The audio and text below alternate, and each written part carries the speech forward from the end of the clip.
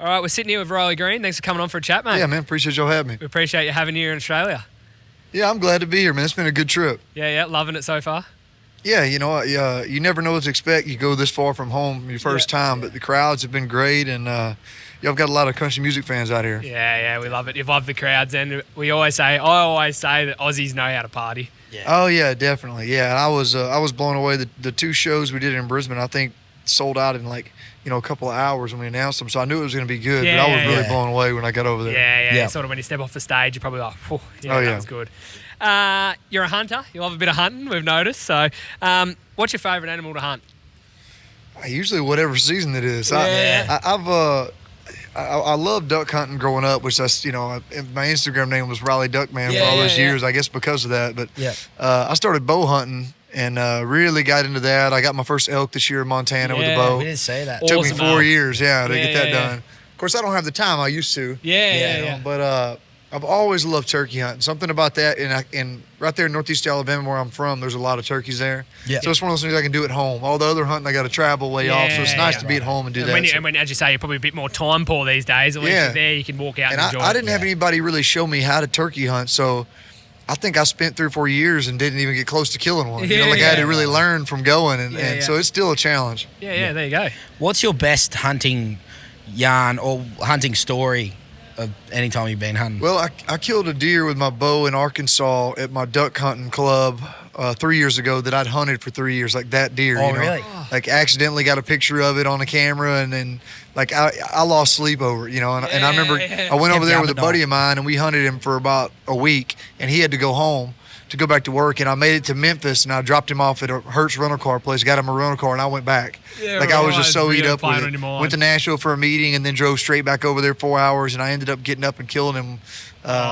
one morning. Like the worst weather, it was raining, it was like 70 degrees, it was hot, but that one meant a lot. You sort of just answered, but like your prize, like what's your most prize kill? I guess like what's the one that like? That was my biggest bow kill, and that was the biggest archery buck in the state of Arkansas that year. So that was a big one. There you go. That's awesome. So this question probably gets asked you a lot nowadays. How do we achieve the Riley Green physique? Like, what's your workout routine? Well, when I was playing ball and they were making me work out, it was a lot easier then, and I was a little younger. Now it's tougher. I feel like I'm more motivated to go work out because I know how easy it is on the road to just eat horribly. I mean, every time you get on the bus at 11 o'clock at night, there's 3 pizzas stacked up or a bunch of Chick-fil-A sandwiches or something. So I try to eat right on the road, but we've got a gym I keep behind my bus in a trailer. And we'll work out on the road a good bit, but I guess that's really like my only hobby on the road is try to find somewhere to work out I'm fighting old age at this point. Is it one of them things, is it fully set up in there, or do you sort of pull it out and just like a bit of a gym? It's a little of both. It's not like super nice. But I've got a Smith machine, like a squat rack and all that in there. It's kind of built in, and the weights hang on the walls, and then you can drag some stuff out. Oddly enough, I got a wheelchair that I bought at a thrift store because I like sitting in it because I can talk to people and like turn, we got a little seat there. But it's a good little shoulder workout to like go up a hill backwards with it, So he'll see me rolling around in a wheelchair while my trailer getting a workout. What happened? That's awesome. Damn Country Music Tour. Trailer video. Bill loves that. The Smokey and the Bandit tribute. Yeah, that's how unreal. much fun did you have doing that? Dude, that was great. A lot of the things you film, music videos and stuff like that, aren't a lot of fun to do, but that was a fun day, man. We had a good time with that. And it come up awesome too. Like, I don't know if it's what you expected, but like from our view, like that's pretty cool. Man. Between me and Ella, we look a lot like Burt Reynolds, and that was cool, man. Yeah, that was unreal to watch because like Smokey and the Bandit's one of my favorite. I remember growing up as a kid, and me pop would have the full trilogy, and then we'd watch it all. And it was pretty cool getting to drive the car too. Yeah, unreal. It would have been unreal. Awesome.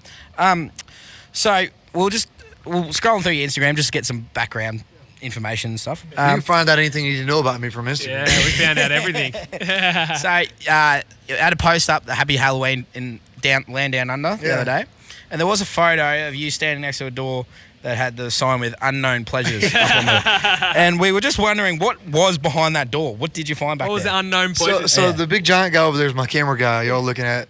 And we had this thing where, like, if I ever see a sign or something that's interesting, I'll just, like, get by it. And he's constantly taking pictures. So I don't know how that happened, other than I had a bathrobe on, which was already interesting. And then, we looked and we saw that sign, so I just made, like, a weird pose. But what was that? That was a green room? Yeah, it wasn't anything crazy in there. I don't we guess. thought there might have been some unknown pleasures in there for Maybe you. there was. Maybe I didn't look hard enough. It must be filming pornos or something back there. Yeah, could have been. I think you had a question about last night, Bill. Oh, yeah. So last night, unreal moment when it was you, Cooper Allen, and Josh Ross up on stage and sing a tribute to Toby Keith. Yeah. It was unreal. Should have been like it's an unreal song. It's I remember you did it. I remember watching a video of you did it with Zach Top.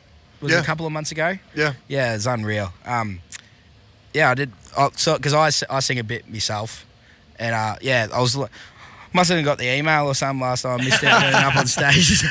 You know, when I first started like touring, my first tour was Brad Paisley, and I wrote "I Wish Grandpa's Never Died" while I was on that tour. Yeah. And I'll never forget one night I didn't get to finish my set. I played like 20 minutes. You know, I was first to three because of lightning or something, and he let me come out and play it during his set.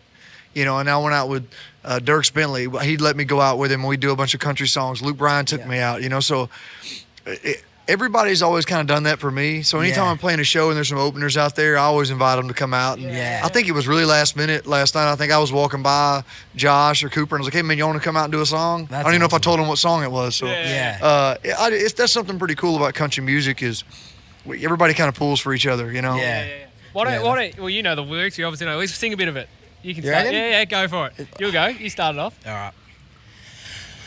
I bet you never heard old Marshall Dillon say, Miss Kitty, have you ever thought of running away? Settling down, would you marry me? Hey, that's good enough for me. Is it good enough? That's good enough for me. Take him out there later. Come on out. That was out there. What we might do is we've got some slang questions here, Aussie slang. We'll get you to pick a couple of them, and we'll you got to try and tell us what they are. A Sheila? Yeah. That's a girl, right? Yeah. So you're on it. That's the first one. Well, I feel like I got that answer off. right. Crocodile Dundee. Yeah, probably. Yeah. Yeah, that probably ought to be off. It was a guy dressed like a girl or something. He said that was a Sheila. Yeah. You're the first one to get one right. Let's see. A booze bus. Yeah. What do you think that is?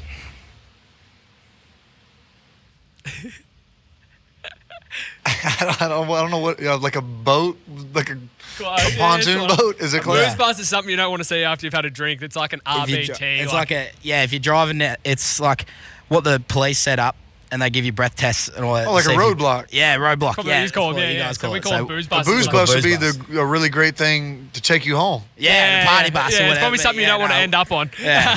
What about one more? What else we got on there? A dunny. A dunny. What do you reckon a dunny is? A cigarette. Nah. That's a durry. That's a durry or a dart. That's so I was kind of close. Close. A dunny's a toilet.